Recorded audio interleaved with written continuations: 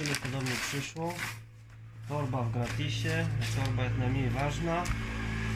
Dostaliśmy Signala, elegancko napakowany. Nówka sztuka, trochę widać, że przeszedł jak zawsze firmy kurierskie DHL, bo trochę pobijane. Ale co, otwieramy dalej. Ciach, fajnie. Tutaj mamy tą instrukcję, najmniej ważne, no, najważniejsze jest tutaj, czyli sam tool. Możemy sobie poucha nikt nie używa, nie wiem w ogóle. Pouch to jest niepotrzebny, także tu sobie możemy to porównać od razu do Serge'a, Skeletula i obecnego tutaj Signala. Signal w wersji podstawowej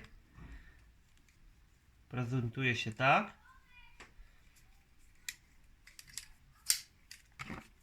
Porównując do Skeletula wygląda to tak. Do mojego ulubionego Serge'a tak. No widać, że to nie jest, no, chociaż na wysokość powiem wam, że jest praktycznie identycznie. Także na razie to tyle w dzisiejszym filmie. Pozdrawiam. Trzymajcie się. Cześć.